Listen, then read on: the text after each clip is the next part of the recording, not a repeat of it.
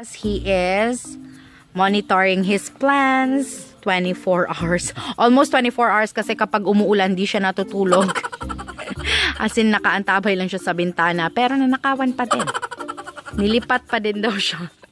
Nanakawan pa din siya kasi hindi naman umuulan nung time na yun kaya hindi siya gising. Pero kapag umuulan, since medyo mabaha dito malapit sa amin, kaya gising siya every time na umuulan. It's me again, Maria, and I'm back for another PLANTZILLA video. And for today's vlog, we are finally repotting our Philodendron Brasil. Siguro a few months ago, nung nabili namin yan, 3 lang po yung dahon niya. And finally, we are going to repot it along with the Cocopole na ilalagay namin para sa kanya para tumubo siyang mabuti. And if you are interested, just keep watching. But before that, please do not forget to subscribe and tap the bell icon beside it so you will be notified whenever a new video is uploaded. And if you are ready, let's begin.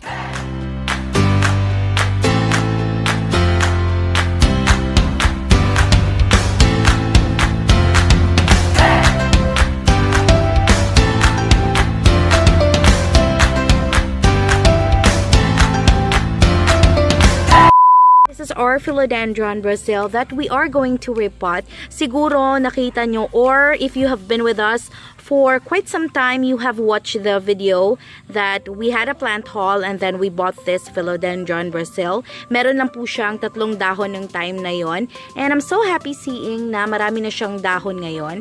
So ayan, nililinis na lang muna natin siya. So, it's being cleaned up para mamaya kapag na-repot na siya, hindi na natin siya gagalawin and hindi na natin siya lilinisin muli. Magmo-montage na lang tayo. And we really prepared a Cocopole for it. So grabe talaga, no? Winner talaga yung background noise dito sa area namin. When we bought this, 3 lang talaga yung dahon niya. That is why ito lang yung gamit naming pole. Tingnan nyo, parang stick lang para mag-climb siya. Kasi this is a climbing philodendron. And after a few months, eto na siya. Marami na siyang dahon. So, we badly need to repot it. And we had a Cocopole. So, ginawa lang niya yung Cocopole. So, this is a DIY Cocopole. And this is it. Let me show it to you. That is the Cocopole that he made. And at the bottom, show me the bottom of the pole. So, ayan, medyo kinarve siya ng ganyan para ma-insert natin dun sa pot kasi there is a hole on the pot where we will insert the pole para hindi siya magalaw-galaw kapag nalagay na natin. The pot that we will be using is in a new pot. Merong nilagay dito before, but we just repotted it today. And ito yung gagamitin namin. Lilinisin lang yan. So, this is a pot that he made few months ago, nung time na medyo lockdown ata yun, yung mga time na yun. Wala talagang nagbibenta ng mga pot. So, ito yung gawa niya. And gagamitin natin siya ngayon for the Brasil. So, ayan guys. In a few moments, magre-repot na tayo. We'll just have a few cleaning here. Kasi, syempre, dapat malinis din for aesthetic purposes. Once all is set with our Philodendron Brasil, we will move on to the Philodendron Mycans. So, ito siya guys. And this is also a climbing philodendron. However, hindi pa namin siya marerepot today because hindi pa ready yung Cocopole niya and yung pot na paglalagyan sa kanya.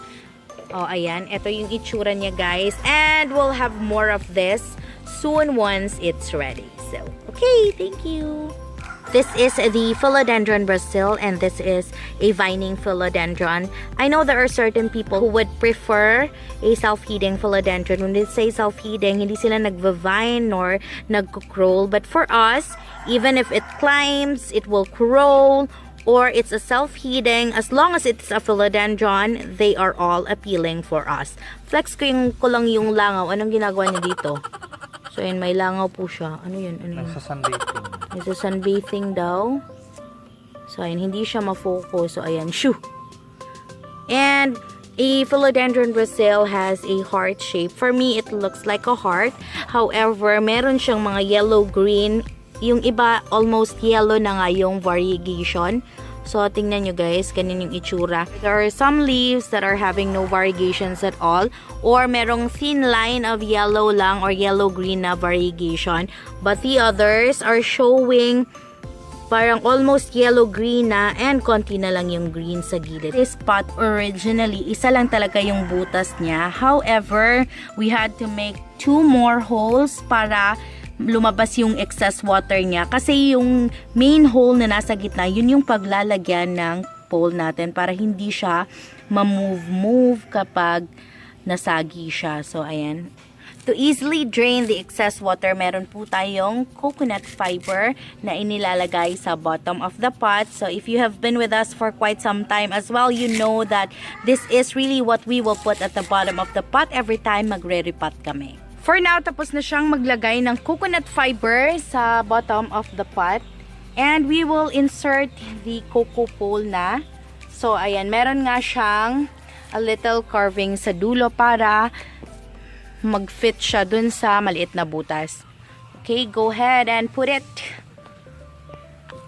And dahil i-insert natin siya sa butas, dyan sa middle, it can stand on its own. So, kapag nalagay na natin ng pole, it can stand on its own na before natin lagyan ng potting mix.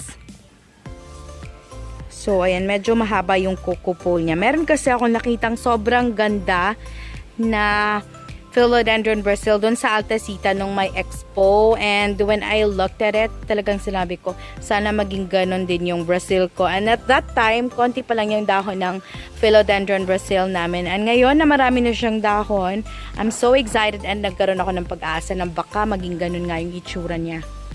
So, ayan, is it done na? So, ayan guys, tapos na niyang ma-insert doon sa middle na butas yung Cocopole natin. So, it can stand on its own na. Ayan, ganyan. Before natin lagyan ng potting mix.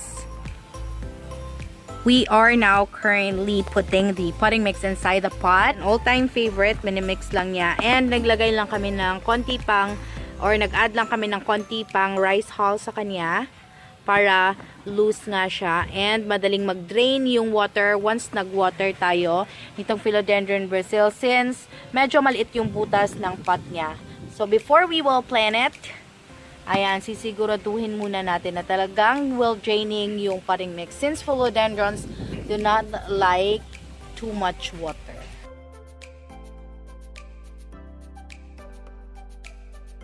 This is also what we did to our pothos, guys. So, in-insert lang din yung pole dun sa middle na hole bago tinanim or bago nilagyan yung potting mix, and then we planted the pothos in it. So, yung pothos na nakalagay dito is the marble queen and the golden pothos, guys. So, dalawa sa isang pot, and then they are both climbing na. Flex ko lang din yung silom na naging albo yung down. Maybe because hindi siya naiinitan dito sa area na to. So, yun yung bagong dahon niya and meron siyang white. I do not know what happened. And yung stalks niya meron na ding white. Maybe there are some of you na nakakita na ng ganitong silom or nangyari din to sa silom nila. But this is the first time on our end na nakita na ganito yung itsura ng new leaf ng silom namin. And parang sinabi niya sa akin kagabi, tingnan mo yung silom mo naging albo na. Guys, so this is it. We will uproot the Brasil. So, ayan, tatanggalin lang muna namin yung pinagkakapitan niya, which is just a stick. Sobrang liit ng stick na yan. And then, we will just let it climb here. Madali po silang matrain na mag-climb, guys. Papakita ko lang sa inyo. Naipakita ko kanina yung pothos. Yun yung naging yun yung ginawa namin dun sa mga pothos namin na pinaklimb namin sa Cocopole. However, meron ding giant pothos na pinaklimb lang niya dito. And ito siya, sinanda lang niya dito sa mangga. So, ayan, kumapit na yung giant pothos, guys. Yung roots ng giant pothos kumapit na dito sa mangga. And soon, makikita mo, magiging lush na yan, nanakit na yan dun.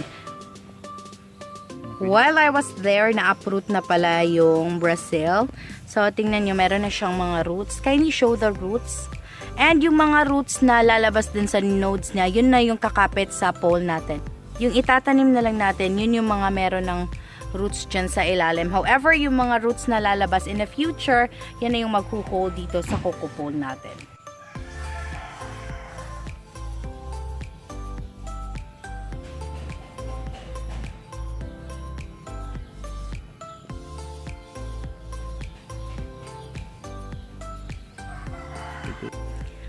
As of now, he's just looking for the right position para madaling mag-climb yung Brazil natin.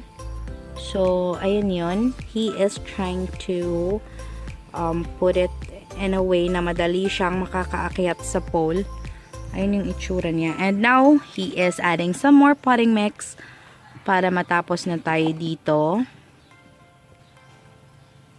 Our DIY Cocopole is just made out of tugas. So, nakita lang namin siya dito sa amin, guys. Yung tugas na yan. Pinutol yung sanga. So, itong ginamit namin dito is the sanga. We just wrapped it with the coconut fiber. Kasi marami po kami yan dito. Hindi po namin binili yung mga coconut fiber na meron kami. And then, tinali lang siya. So, let's try to see it up close. So, yan yung mga nylon thread. Nylon thread ba yung gamit mo? O, nylon thread. Yan yung para sa mga saranggola. But then, wala namang nagpapalipad ng saranggola ngayon. So, yun yung ginamit niya. Pang-wrap sa coconut fiber na ginawa namin Cocopole ngayon. Siguro, mahirap yung ganyan kasi hindi pa siya kumakapit sa pole natin. We will try to find a way para magstay siya dyan. And that is why we will use a tiny straw. Hindi naman natin didiinan yung pagtali sa kanya. So, temporarily, itatali natin siya dyan para hindi siya maalis and maging permanent yung pagkapit niya sa pole. So, kapag may lalabas na roots, guys, automatic kakapit na siya dito sa pole kasi tinali natin siya. Dapat wag diinan. If ever you will do this at home as well, dapat wag diinan para hindi naman masaktan yung halaman natin. So, ayan. Itatay lang natin dyan. And once may lalabas na na roots, automatic na, matik na, naaakyat yan dyan. Magsisilbi lang siyang guide natin dito sa Brazil para kumapit. For now, dyan natin siya itatali. Kita mo na hindi talaga mahigpit yung pagkakatali mo. Try to move the straw. So, ayan, move lang niya. Oh, so, hindi talaga mahigpit yan. Pang brace lang or pang pastay lang sa kanya dyan. Twist mo para makita. Oh, this is how it will look like. Ito yung pinakamukha niya. This is the front view. So, nakatali na siya dyan. And sobrang dami na ng dahon niya. Sooner or later, it's gonna grow more leaves and it will climb up there. Saka na namin siya puputulan kapag puno na yung pole or kapag nalibot na yung buong pole kasi medyo malaki yung pole na pinipare namin para sa kanya. And this is what we will do as well with our micans.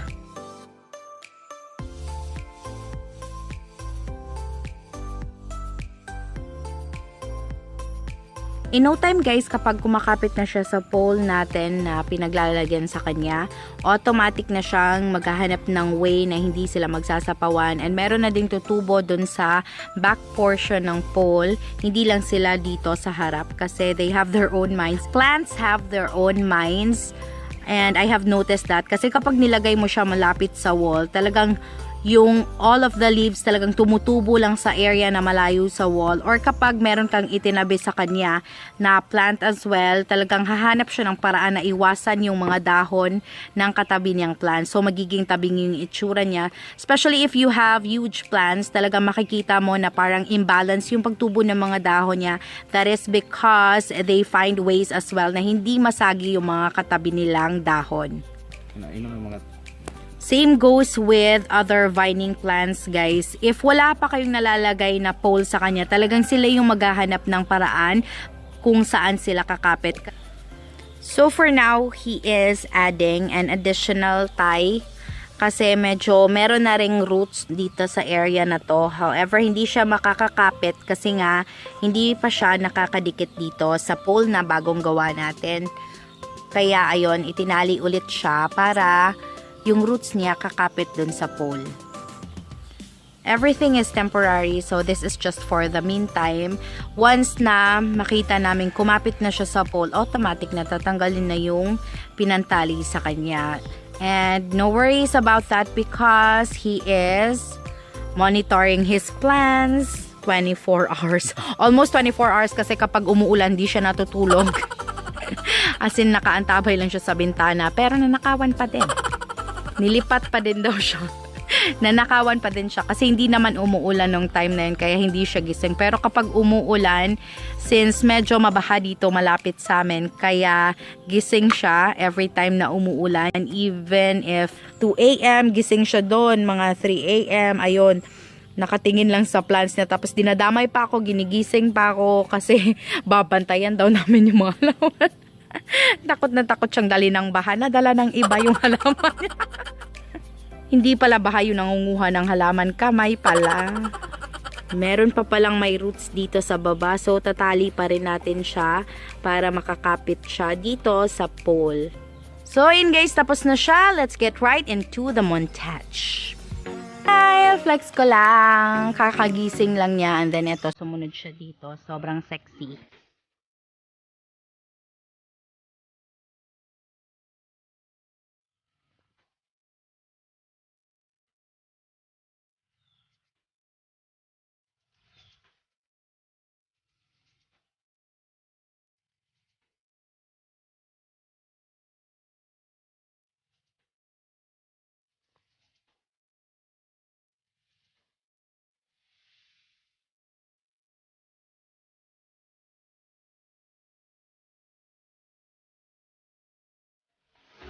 So yun guys, thank you so much for making it till the end of this video. It has been Maria, the voice of PLANTZILLA BHL. If you haven't subscribed, please click the subscribe button and hit the bell icon beside it so you will be notified whenever a new video is uploaded.